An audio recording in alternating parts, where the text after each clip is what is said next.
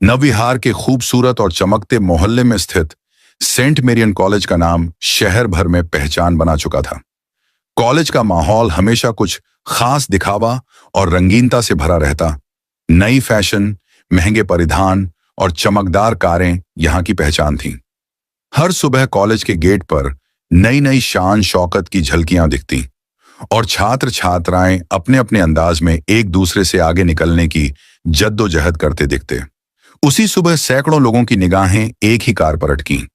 सफेद मर्सिडीज से उतरी आराध्या वर्मा। आराध्या का परिवार पूरे उत्तर प्रदेश में मशहूर था।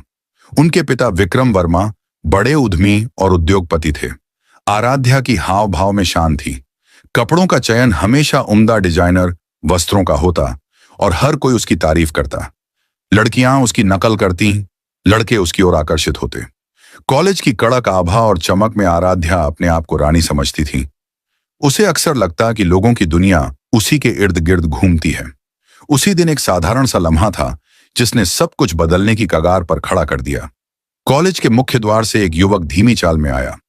साधारण धोती कुर्ता नहीं, बल्कि एक फिक्की नीली शर्ट, साधारण जीन्स और एक पुराना कैनवास बैग।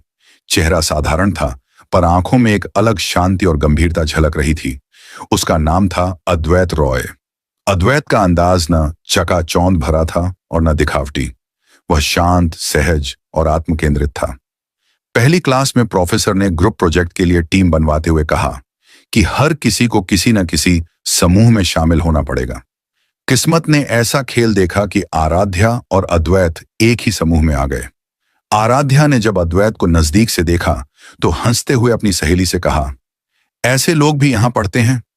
लगता है अब साधारण परिवारों के बच्चे भी दाखिला लेने लगे।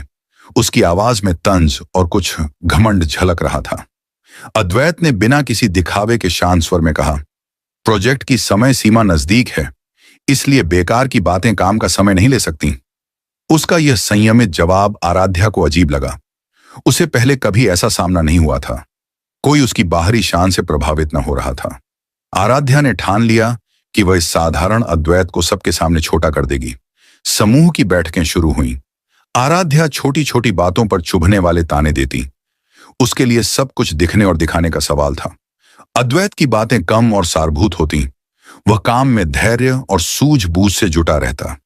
एक दिन कॉलेज की पुस्तकालय में अद्वैत एक मोटी सी किताब पढ़ रहा था। आराध्या ने तेज आवाज में कहा, अब भी किताबों से?